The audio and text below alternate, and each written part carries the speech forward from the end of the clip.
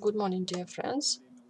Now it's the time of morning class of Srimad-Bhagavatam, and now it will be read by Mukunda Murari Prabhu. He came to ISKCON in 2003.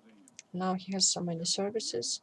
Now he's a president of Moscow Temple and also a chairman of a committee of. He says that it was 10 years ago. I was a president of Moscow Temple. Now I'm not a president. We are sorry. He is preaching and organizes educational projects like School of Bhakti. And also every year he organizes pilgrimages to India. Thank you very much.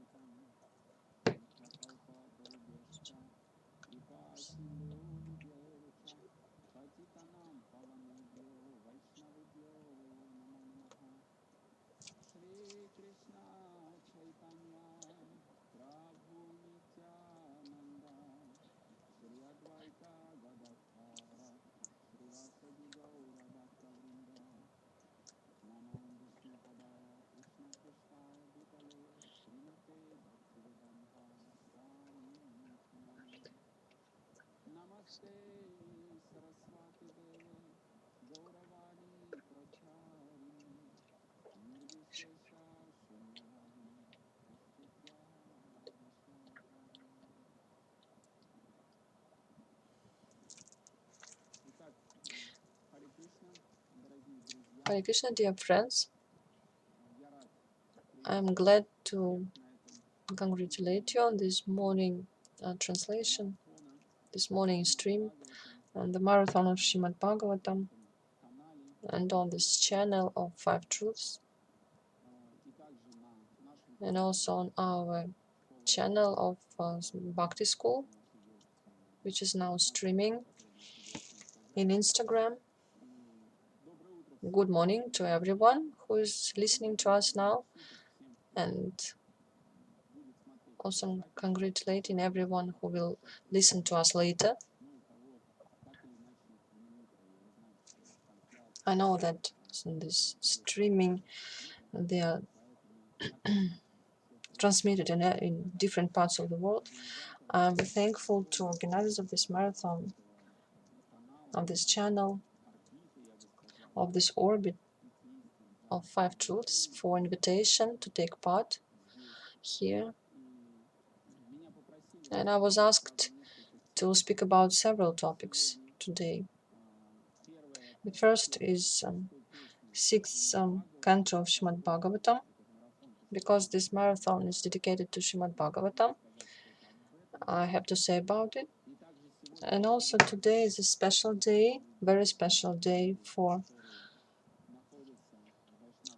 people in Vaishnava tradition, and for those for whom personalities and culture of this tradition are very important. Today is a day of a departure of great personalities, great Vaishnavas and devotees of the Lord, and I will tell about them. To know about them, and to deepen their connection, the connection with them, and also to deepen our devotion through that, because we get elevated when we glorify great Vaishnavas.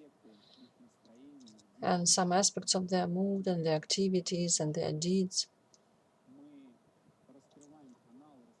we are opening the channel through which their devotion, their mood of love and service may flow to us, flows from them to us. This is what we will speak about. So let's begin with Srimad-Bhagavatam. I have to say several words about the sixth canto, to make a review of this canto, and I'm really happy because the sixth canto of Srimad-Bhagavatam, probably you know that there are 12 cantos of Srimad-Bhagavatam, of this Mahapurana Srimad-Bhagavatam, and the sixth canto of this Purana has a special role for me.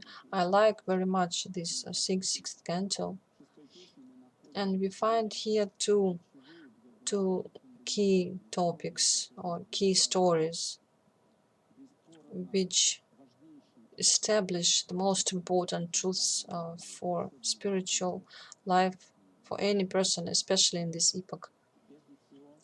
First of all, sixth canto of Bhagavatam starts with the story of fallen Brahman Ajamil. He was born in a very elevated Brahminical caste. His father was a noble Brahman. He was performing the duty of Kula Guru, or a teacher, for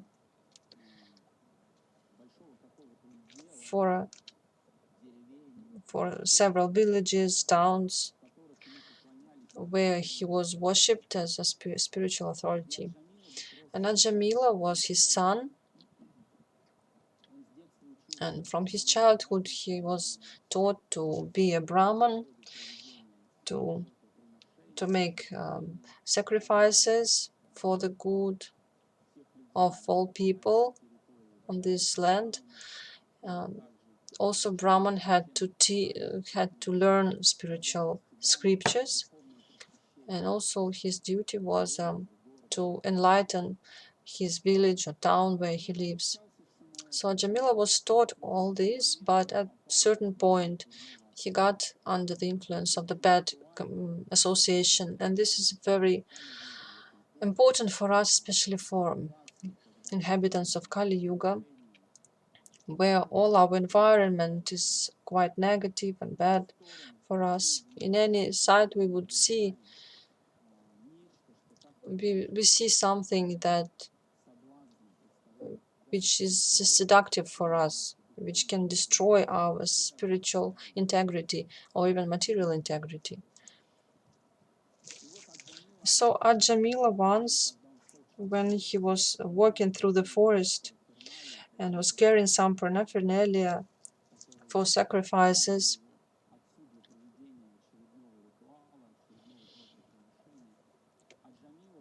Jamila suddenly saw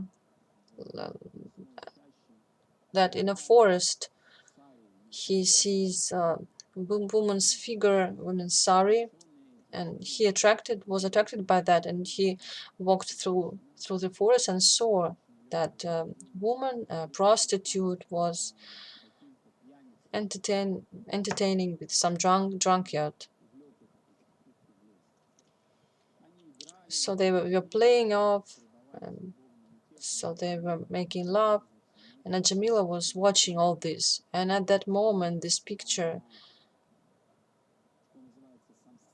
this picture has become a samsara, a very deep impression, and came into his heart. And from that moment, he couldn't think about anything else except this woman. There are many morals in this story.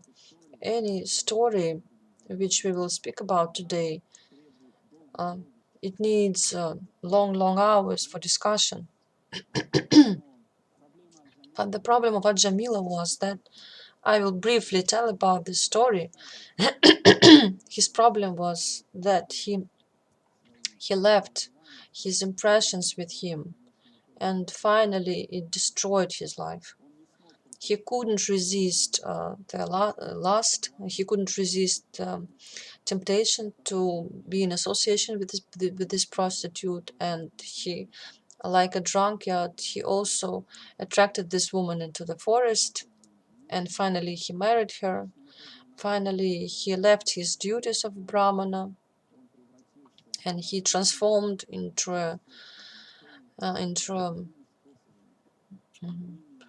rascal and a thief who was gaining money any possible way to satisfy her needs. They had many children, and he lived probably till the 80 or 90 years. And at some point, he had to leave this body, but at that moment, a miracle happened.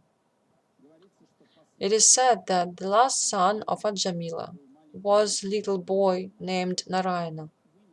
In India, it is a custom to name children after the names of the Lord.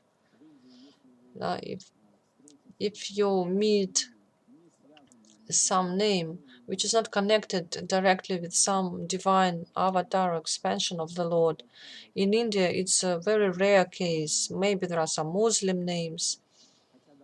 Although even Muslim names mostly they connected with the name of Allah, name of the Lord.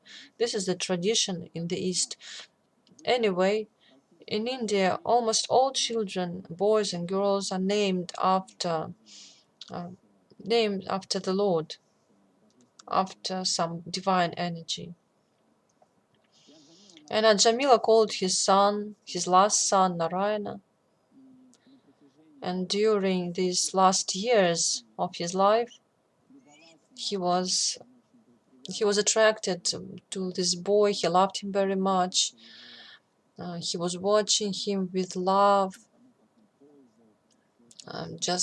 He was watching as he was starting to walk, as he tried to speak as a little child. So he was madly in love with his child. So Jamila, like any normal parent, normal father, he loved his son very much, and it saved him. Because once and again he was pronouncing this word, Narayana, Narayana, come to me. Narayana, don't put your hand in the fire. And this word Narayana, which is the name of the Supreme Personality of Godhead, of the Lord Vishnu, Narayana means, it has many meanings of this name, and one of them is one who is in the hearts of all living beings. And chanting this name, Jamila was purified of all his sins. And therefore, when at the time of death, the representatives of Yamaraja came to him. Yamaraja is a god of death and punishments. They wanted to get Jamila to hellish planets for punishment for those who were sinful during their life. This is the lowest dimension of our universe, and when we speak about hell, we don't know. We imagine that this is something metaphorical, something this is kind of a myth, but this is a special dimension in the universe where people with a certain consciousness go. So the prison is not an illusion. This is a real place where criminals are sent because their consciousness is in a certain level, is vibrating in a certain state and emotions. Prison is not the best place for living. There are very strict laws and a very hard life, a hard type of survival. It's difficult to think that a normal person will be happy there. So the hell is kind of a prison where living beings get with a very selfish and aggressive consciousness. So when the living being is born into the hell, it becomes it starts to suffer at the very start. And immediately a living being has to survive, has to fight with everyone because someone wants to eat him or to do something bad with him. So this is a concept of consciousness on this hellish level of existence. So Ajamila had to go to the hell, but at that moment the servants of the Lord Vishnu, you may say angels, They came into this place and said to the servants of Yamaraja, representatives of the hellish administration, they said, you can take this person because he's pure. He cannot be pure, just look at him. We have such a volumes about his deeds, about his sins.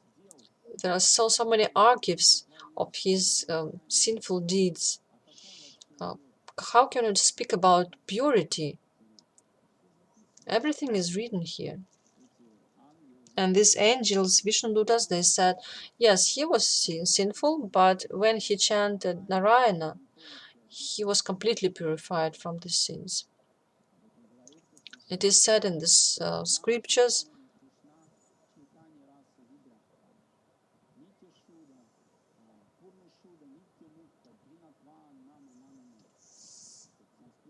this is a Sanskrit verse from Upanishads, says that it establishes the wonderful truths about this holy name of the Lord. It means the holy name of the Lord. This is Namachintamani. This is a jewel which can make all dreams come true. And another name connected with the Supreme Personality of Godhead, he has limitless number of names, which represents one of his qualities, one of his states or mood. And each of this name has its own opulence and power.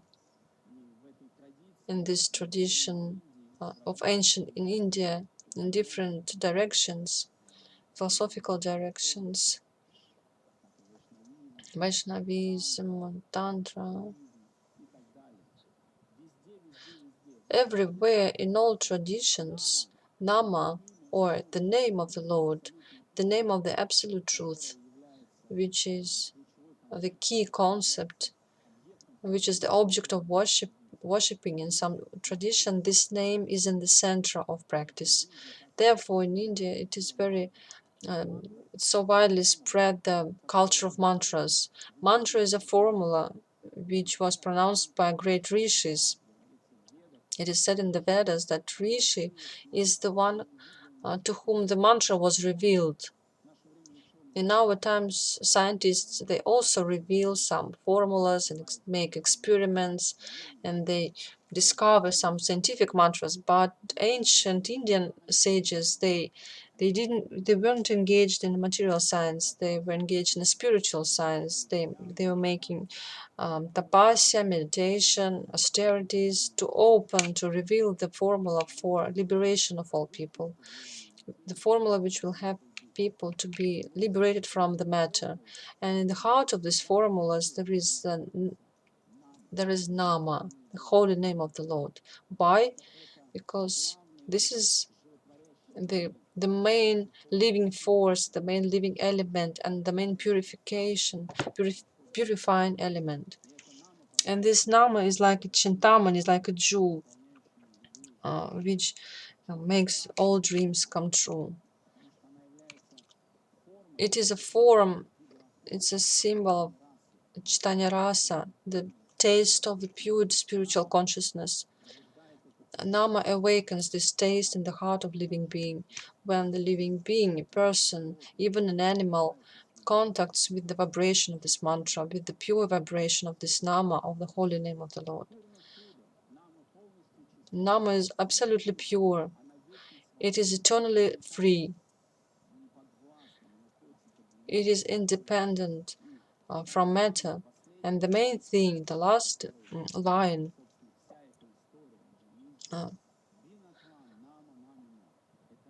this Nama, this sound of the holy name of the Lord, is non-different from himself. This is the sound representation of the Lord.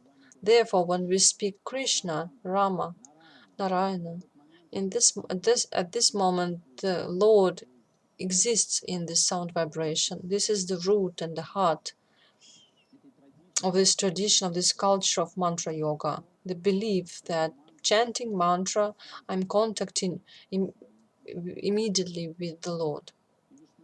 And Vishnudas said, you cannot take him because he was chanting many times this Nama, the holy name of the Lord Narayana. And Yamaruta said that, but he was doing this unconsciously. He didn't mean God. And this is another key moral of this story. And Vishnuta said that it doesn't matter because Nama is powerful independently from our conscious or unconscious mood. Even joking, when we pronounce it jokingly, when we pronounce it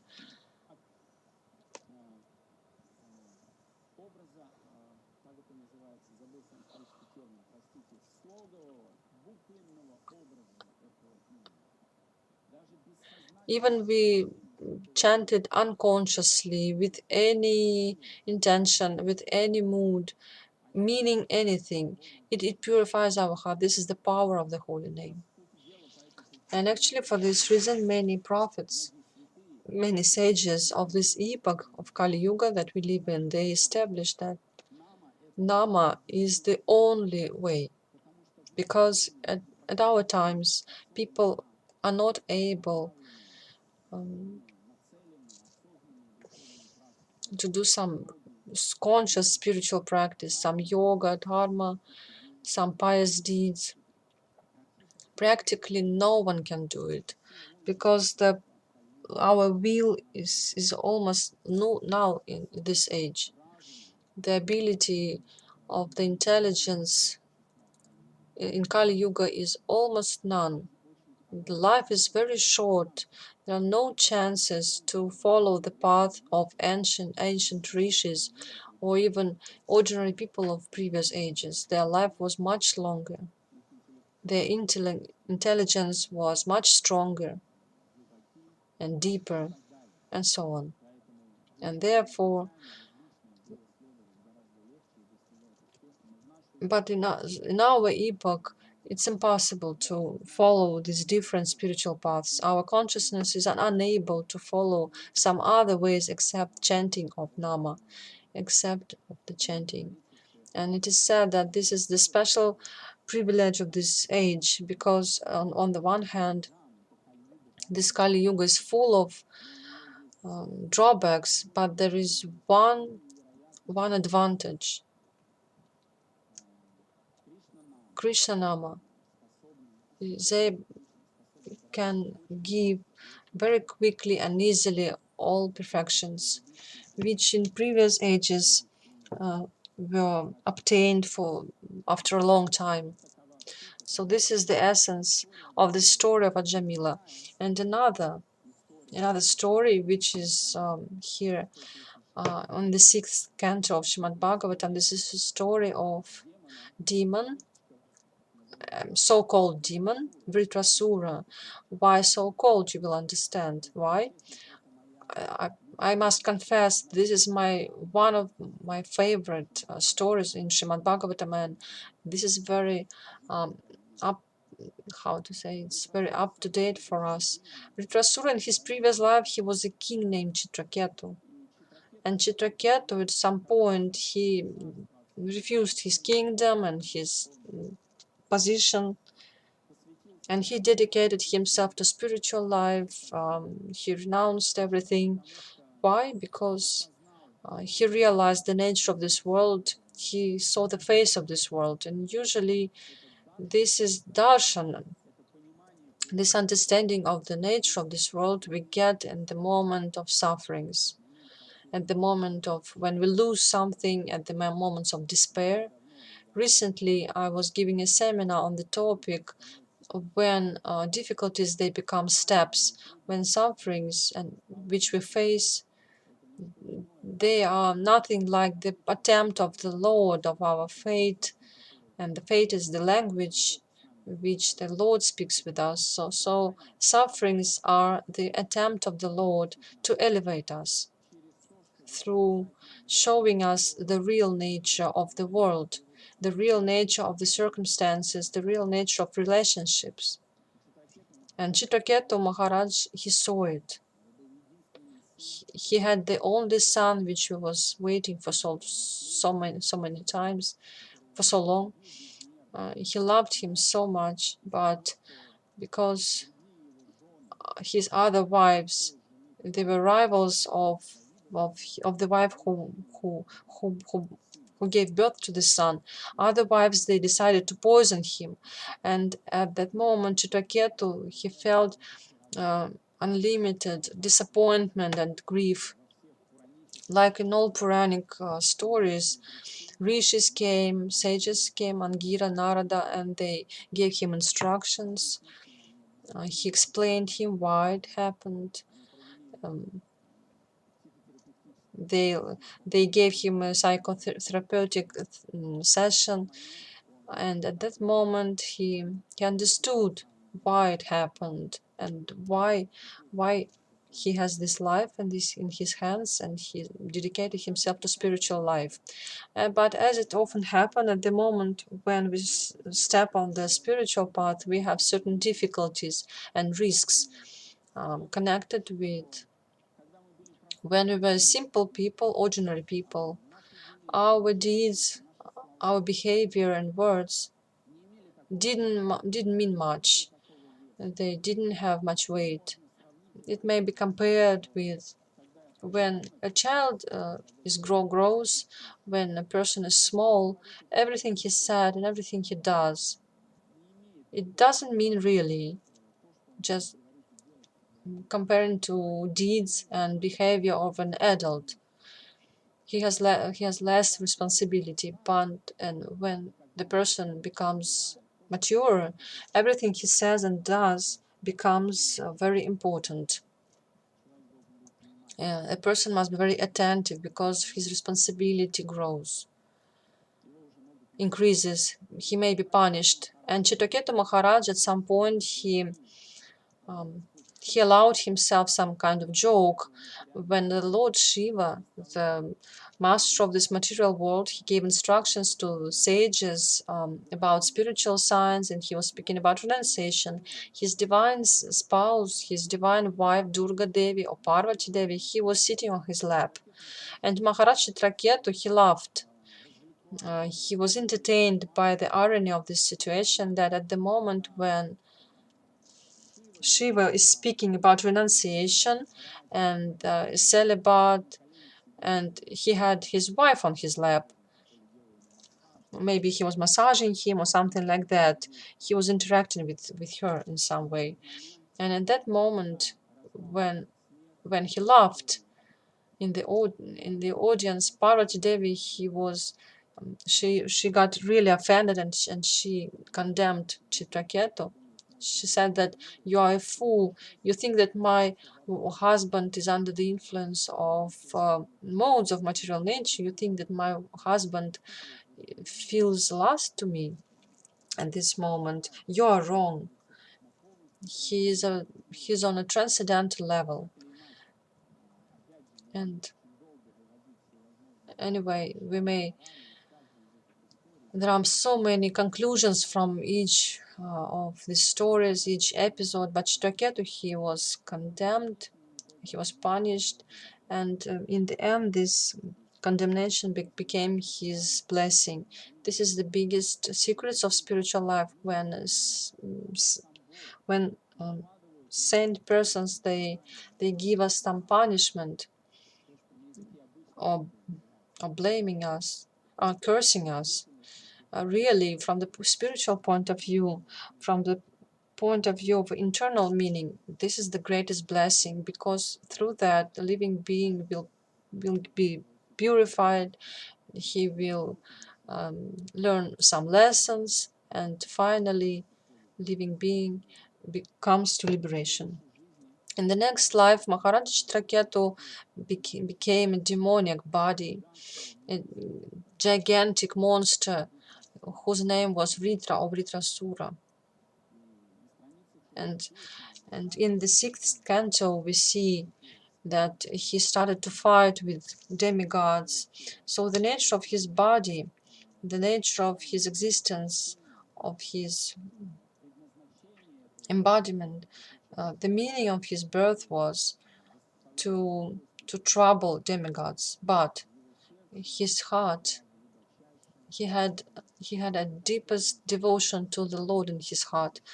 which was developed even in previous lives. And this devotion, which is even in this body of Ritrasura, it was increasing because the person is in a difficult circumstances. He really surrenders to the Lord. His bhava, his mood of love towards God, it increases, it flows even stronger, and this mood becomes deeper and deeper, and also purifies his consciousness and makes him closer to the Lord.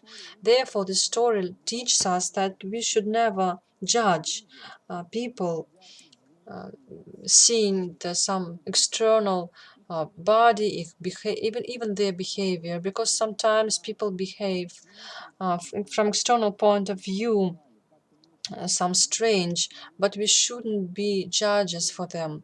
Another example of this is the episode of Mahabharata, this famous literature which ended with the great fight of Kurukshetra, where Bhagavad Gita was spoken. We know that on the side of bad guys there are many advanced, pure, pious people. How can it be explained? But this was the scenario of this game, which was written by the Lord Himself. We can't understand it, we cannot perceive it, we cannot judge it from the point of view of our mundane consciousness. And the same way, this Bhagavata Purana teaches us not to judge this demon, and it's very beautifully is revealed the topic that even in this demoniac form, a person can feel the highest devotion to the Lord. In the moment of dying, Vritrasura, when he was fighting with Indra, from the point of view, Indra was lower than Vritrasura because he was fighting for himself, for his position. But Vritrasura, he was just played his role in this scene of this universal scenario, play script. And at the moment when Dhritarashtra was dying, when he was fighting Indra, he was speaking words which, under by the name of these sages, his words is the most elevated mood of the whole Srimad-Bhagavatam, except 10th canto of Srimad-Bhagavatam, when there is described the mood of Vrindavana dwellers.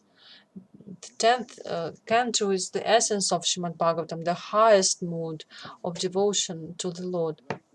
It is said that all other cantos before 10th canto, they are just preparing the reader to perceive the message of 10th canto. And in the whole preliminary part of Bhagavatam, the mood of Vritrasura is said to be the deepest and the most elevated. Although from the external point of view, he was a monster with the red eyes. He had a big teeth, and also he had a red hot hair. But he had the love of God in his heart, which was like a soft lotus. And Vritrasura at this moment was speaking the wonderful words. There are favorite verse. I will cite one of them.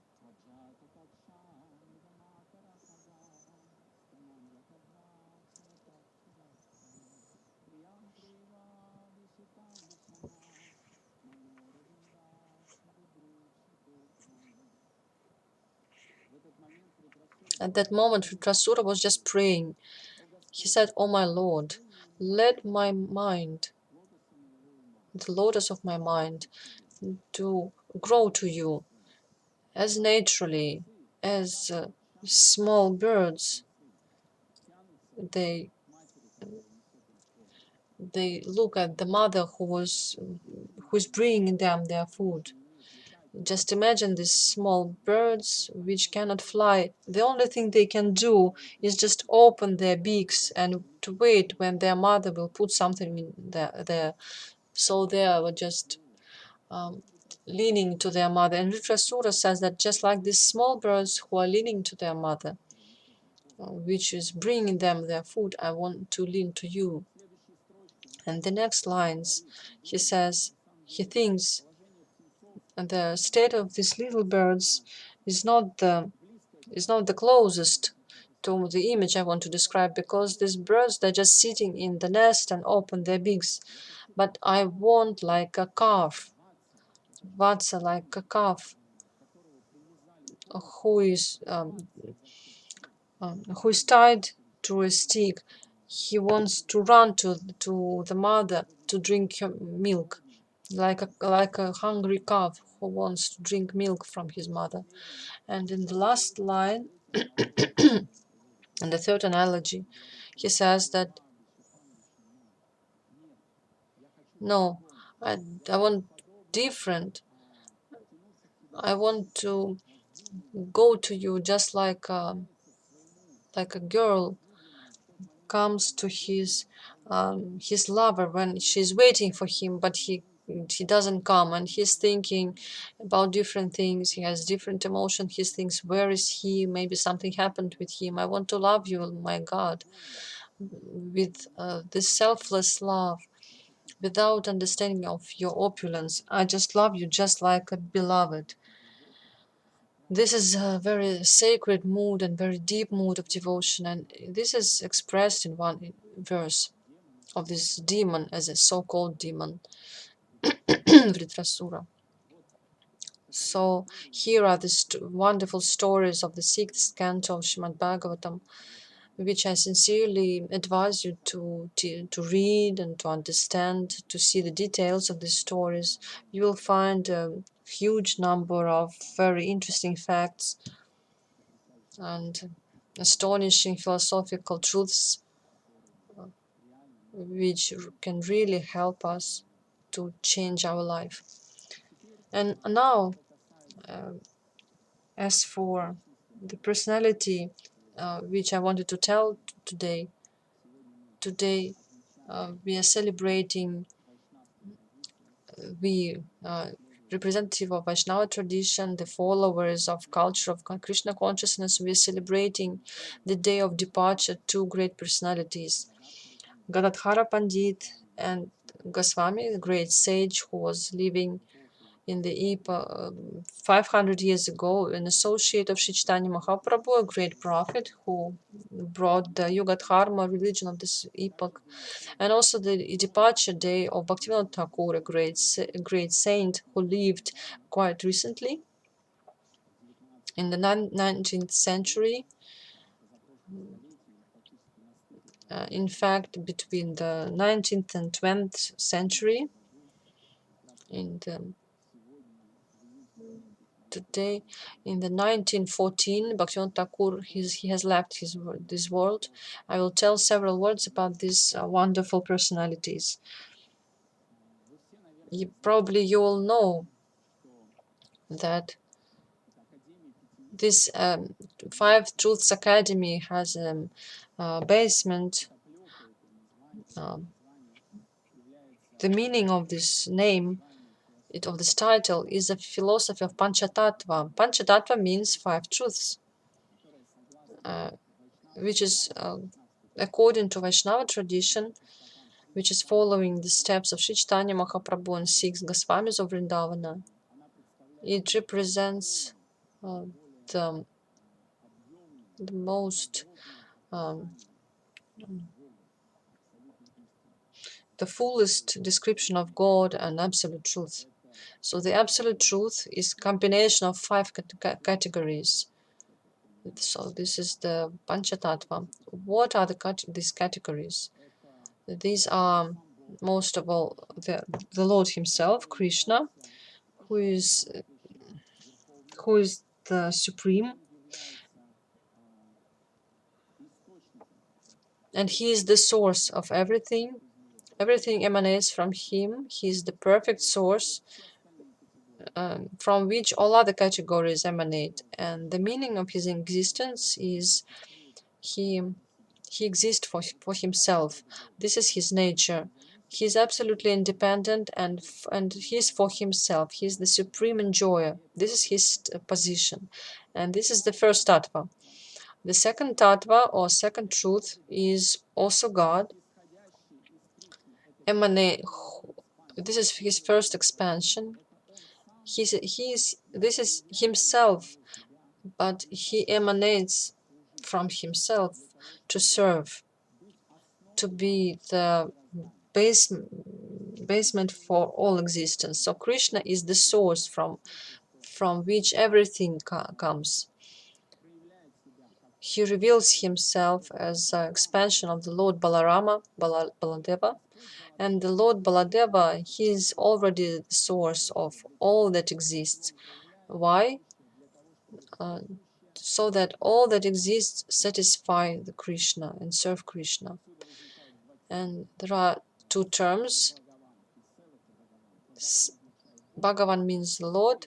Sevya означает the one who is served, Krishna. Seva means the one who serves, Sevaka, Balarama. This is the God who exists to serve. And the third category, Shiva Tattva or Mahavishnu Tattva, they are identical. This is the expansion of the Lord of Balarama for creating and maintaining material world. And Krishna, both Krishna and Baladev, Sankarsana, they are in the spiritual space. These categories are called Adhokshaja. They are unreachable for material feelings or consciousness. Even when they appear sometimes in the world, these categories of divine truths are never under the influence of matter. They don't touch matter. Just like the lotus flower, even living in the dirt, is never touched by this dirt. Lotus has a special covering, like a wax covering, which purifies him from any substance. Therefore, the lotus is always pure, is always clean. This is the analogy for explaining the nature of God. When he sometimes appears in this world, but he always stays pure and uncontaminated. He doesn't have any material emotions or passions. But to create this world, to make this world work, to make these laws work, the time work, the law of karma, the law of time, the Lord needs to appear in this world in the form which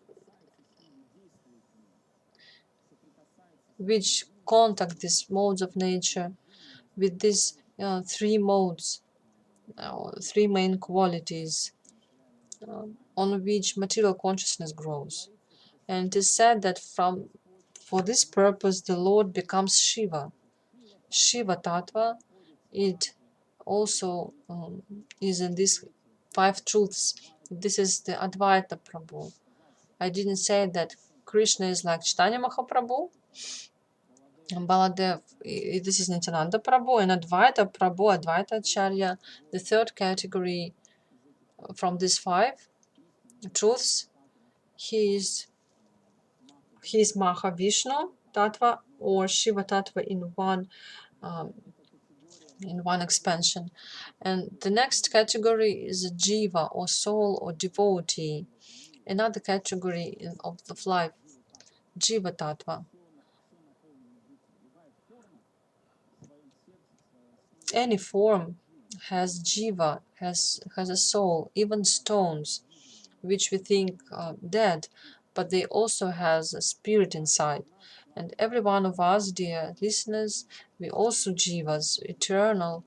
We have this eternal nature of our real self, which gets into different bodies, different states. Now we are born in this form, next life we'll be born in another form. And sometimes we can leave this human world. We may lose our human form. One second.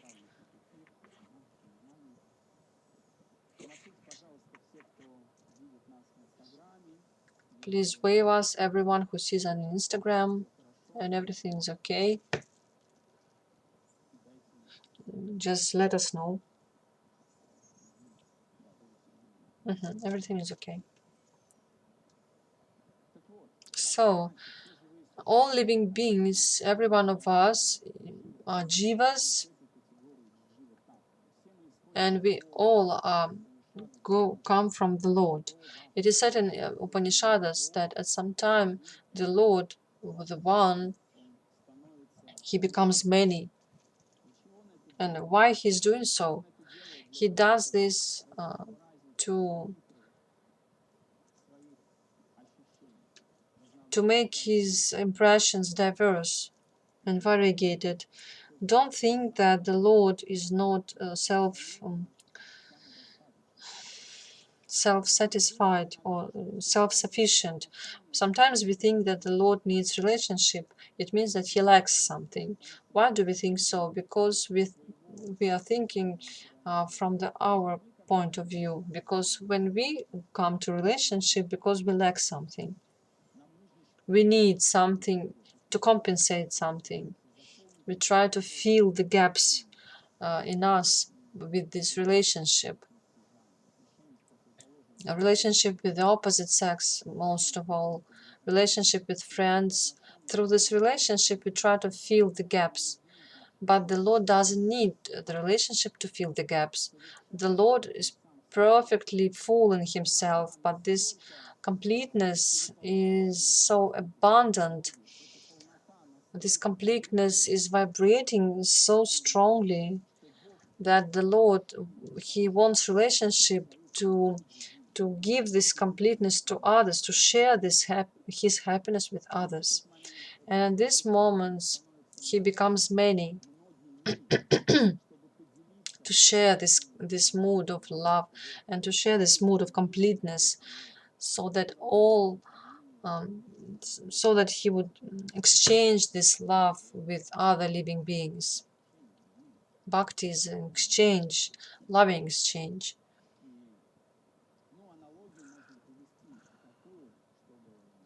We may give another analogy about it. Recently, at some point, I read about an article about psychological health of a child. Psychologists are researching the psychology of children at their state. They came to a certain conclusion. What is the psychological health of a child? And they said that the psychological health of a child is not that he can spend time alone with himself. You know, some children, they cannot be with themselves. They always need some external exchange. They have so many gaps inside, some insecurity or something else. They make them to be always searching something outside. And actually, psychologically healthy child, he can be with himself for some time. He was sitting in a room. He may play, he may think, he may read something. But this is not the example of psychological health. Psychological health of a child, this is a child is able to, being alone, he is able to feel role models which are outside of himself. And this moment, a child starts to play with different characters. He plays different figures. He speaks for themselves. He starts to make a certain script. He identifies with different roles.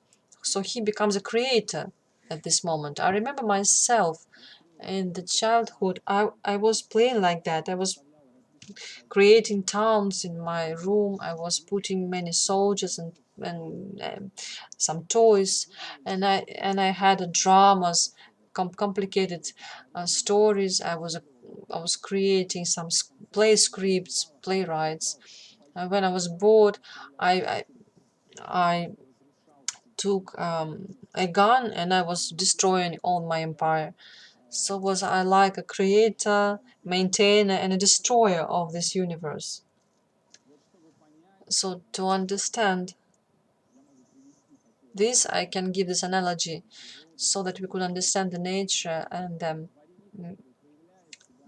thoughts of the Lord, who also expands himself in many living beings and communicates with all of them. He watches all of them and feels life and feels the world through the feelings of all living beings. We cannot perceive how he does it because we are not God.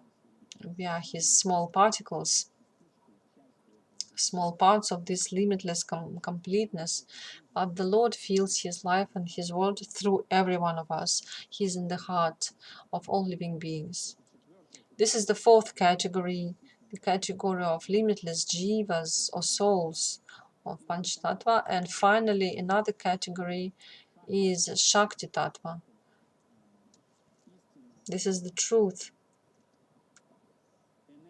the energy of devotion, energy of love, energy of bliss, which lives in the heart of God, which rules him, and which is the driving force of himself to create, to start some relationships.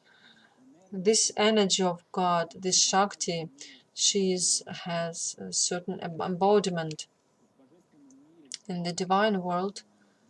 In the spiritual world, she is embodied like a woman, Radha with Krishna, Lakshmi with Narayana, Sita with Rama, and also on a lower level in this world, this is Durga near from Shiva, and also we all interact with Shakti in this world. She is like Mother Nature. We all interact with her. We are all her children, and we are we are um, we are like her children of this Mother Nature. Anyway, this energy of devotion, this energy of love, in the pastimes of Chaitanya Mahaprabhu, in the pastimes of these five truths, it was embodied like Gadadhara Pandit Goswami, the personality that we are celebrating today. Once again, five truths, Panchatattva, these are the Lord Himself, the source of everything. This is first expansion, which does all the work and serves this first expansion. These are avatars of God, revealed for creating, maintaining, and destroying material world. These are living beings, souls, and also this is the energy of love of God, which is the basement of relationships.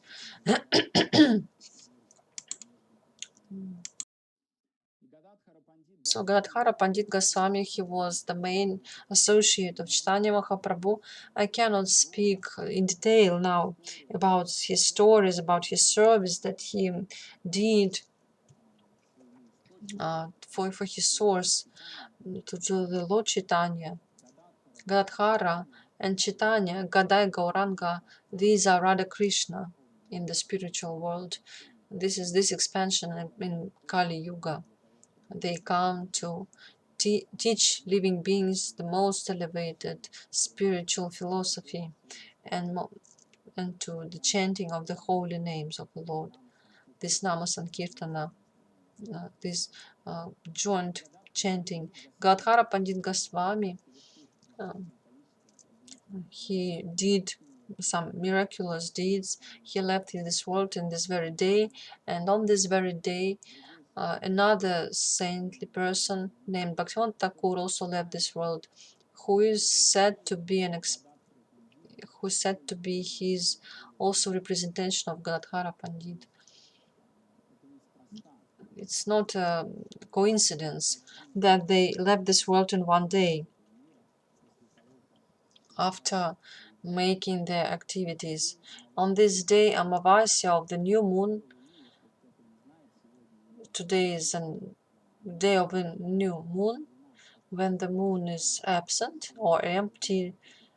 So this cycle, Kala Amsha, development of the moon will start.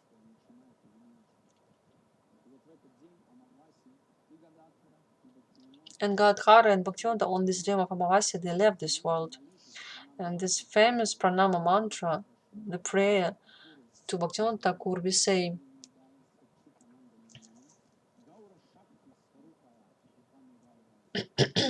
so Bhaktivinoda Thakura is a Gaura Shakti Swarupa. This is the very form of Gaura Shakti. And who is Gaura Shakti? This is Gadhara Pandit. These personalities, actually, they are identical to each other.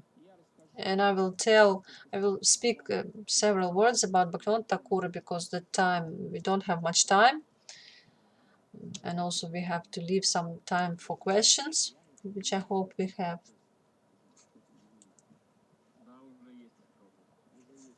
Yes, we have several questions. So I will finish slowly. Very briefly about Bhaktivinoda Thakur. He is a great personality for Gaudiya Vaishnava tradition, for Gaudiya Vaishnava Sampradaya. All his glory is represented in one title, which was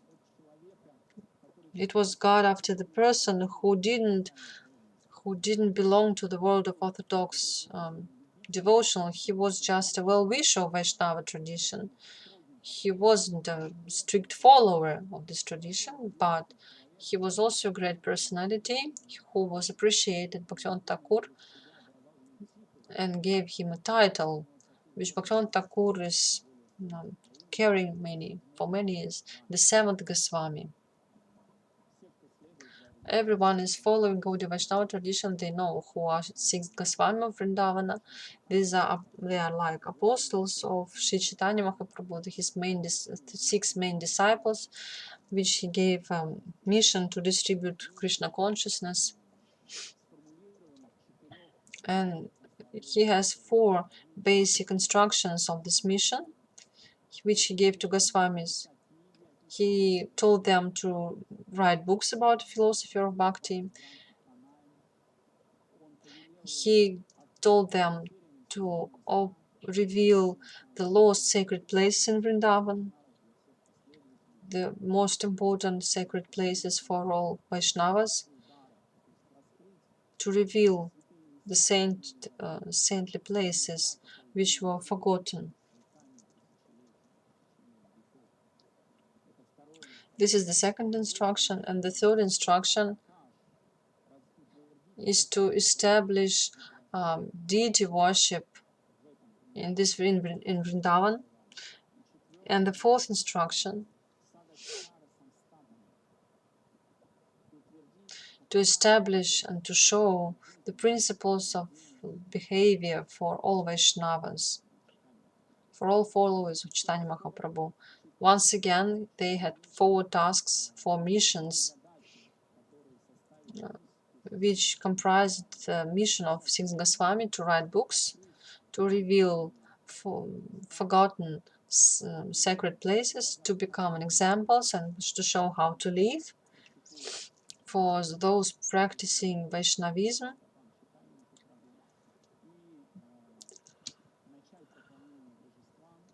and to start deity worship, to open temples, to establish this temple culture of worshipping.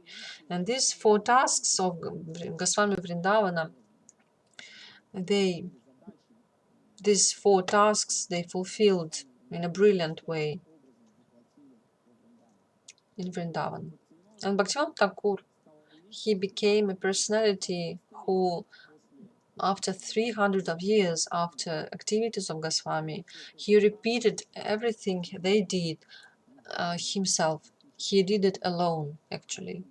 Therefore, his person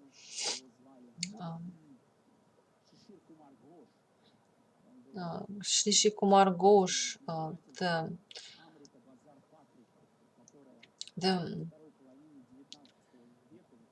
the creator of publishing house Amrita Bazar Patrika, of the newspaper, and his newspaper was the biggest newspaper in the world.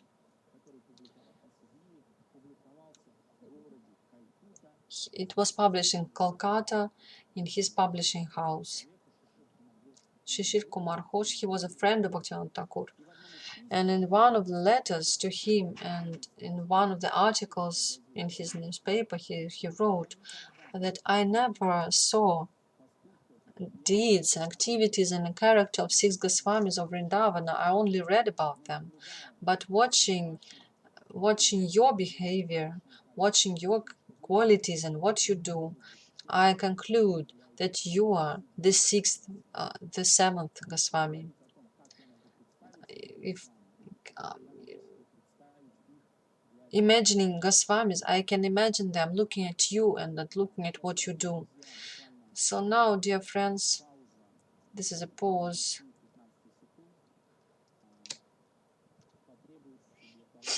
To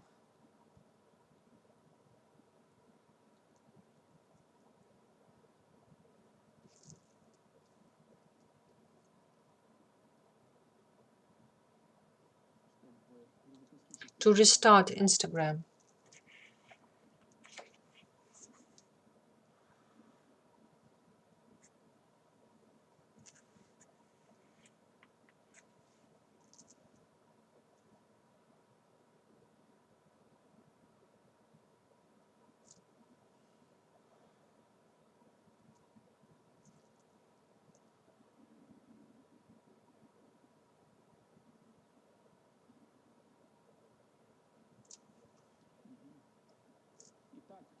And so this big person, Kumar Ghosh, he glorified Bhaktivinoda Thakur. In the tradition of Vaishnava, there is a special connection with this family of this family of Kumar Ghosh. I don't remember his grandson, Karuna Kanti Ghosh. He was a close friend of Bhaktivedanta Swami Prabhupada. And in the epoch of his preaching, of his mission, he was administrator of Bengal and was helping Srila Prabhupada in his mission. Particularly, he was helping in the buying land for Mayapur project. So, how can we briefly describe this wonderful role of Bhaktivinoda Thakur, which is characterized as the role of the seventh Goswami? We can see one prayer which glorifies,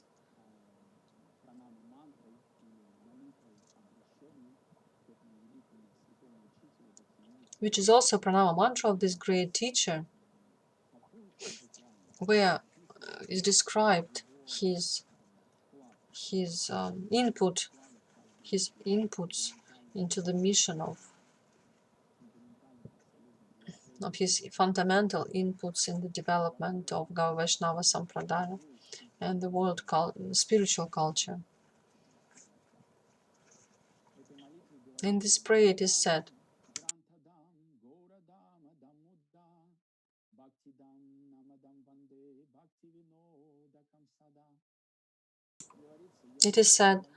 I offer limitless obeisances to Bhaktivinoda. Again and again, I'm bowing to him, to the one who brought into this world the huge number of gifts into this world. He presented the bhakti into this world. What does it mean?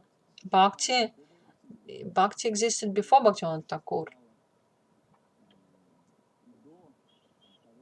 And bhakti existed before Bhaktivinoda appeared in this world. But we have to understand the context of the time. After the departure of Chaitanya Mahaprabhu and six Goswami of Vrindavana, their disciples, for 200 years, on the horizon of devotion to Chaitanya Mahaprabhu, there was a darkness because there were so many deviations were popular. And usually what is popular is deviated. And a huge number of deviations was just filled everything. And it was very difficult to find the one true representative in all this variegatedness of sects and currents deviated from the pure truth, of the pure form of this culture, Sri Chaitanya Mahaprabhu. It was very difficult to find even one pure representative or a pure teaching. And Bhaktivinoda Thakur has become the one who brought this, who revived this pure teaching of bhakti, purifying it from all contaminations, of all deviations, which were prevailed at that time. They were much more popular than the original teaching of Chaitanya Mahaprabhu. It was really distorted. And Bhaktivinoda Thakur revived it. He gave bhakti in the meaning that he gave pure bhakti, undeviated bhakti.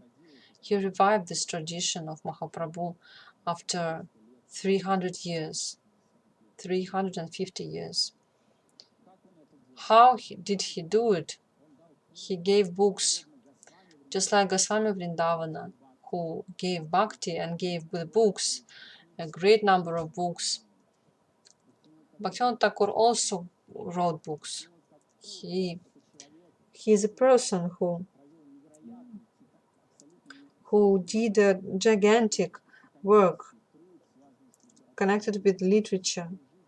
He wrote about 120 books during his life. And they were not just small books or essays, they were books quite big, consisted of many volumes, some spiritual novels in various ways. It was a philosophical thesis and also novels. Bhaktivinoda Thakur was describing the same things, the values and principles of devotion. He was describing various forms of love through which the living being in this world can touch the Lord, can contact the Lord and purify its consciousness. All the philosophy of Bhaktivinoda Thakur is strictly following in the footsteps of the literatures of Goswami of Vrindavana. In 1 year, 1986, he wrote 12 books. It is like to write as speaking. During 1 year, we can speak, we can dictate 12 books, speaking without end during our free time. But the books can be written like that. We need to research something. We need to use some other literature, some information to correct it, to edit these books. And at best, if we try to do it, we will write 1 book during a year, or maybe less. Bhaktivinoda Thakur, he wrote 12 books during 1 year.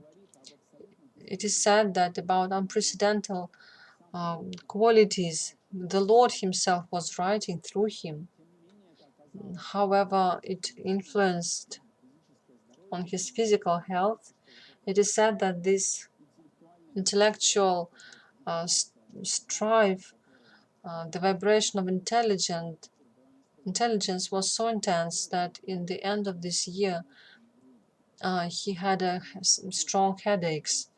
And then he started to pray, praise to Jiva Goswami, who was a Siddhanta Acharya, who was the founder of the philosophy of Vaishnavas, who wrote 400,000 verses in Sanskrit. He wrote more than anyone else. And so he was praying Jiva Goswami, and these headaches were gone. He wrote about 120 books during his life. Officially 118, and some books were also lost. So probably more than 120. Therefore, Bhaktivinoda Thakur gave books. Bhaktivinoda Thakur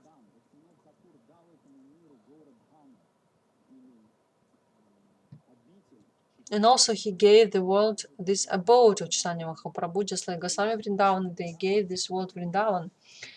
Bhaktivinoda Thakur gave the abode of Chaitanya Mahaprabhu, gave it to the world. He revealed this Dham, he revealed this abode. This famous story, how Srila Bhaktivinoda Thakur found this place of appearance of Chaitanya Mahaprabhu, which was Gupta. It was lost. It was unknown. Where is he? Where is it?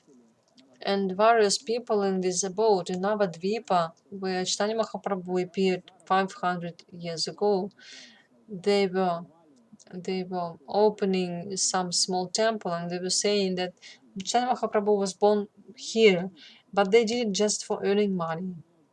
Bhaktivinoda Thakur, he knew that actually this place is not revealed, it is hidden now.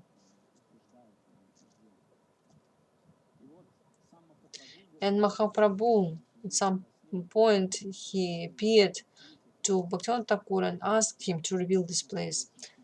And in 1887, Bhaktivinoda Thakur, who was a judge in the recent town Jagannath Puri, he was transmitted to Krishnanagar, into Bengal town, Krishnanagar, which was near from Navadvipa, and he continued his service as an administrator of the English government. This is also a remarkable fact. Bhaktivinoda Thakur has become Goswami, who was, during a long time, he didn't renounce his external life. And probably this is available for people in our age. Goswami Vrindavana, they renounced the external life. But Bhaktivinoda Thakur, he gave an example how can we practice bhakti and practice wonderful activities without renunciation. The need of bhakti stays. Bhaktivinoda Thakur, he becomes an acharya who shows how to do it. And in this sense, he's also a Bhakti-dham, the one who's showing bhakti.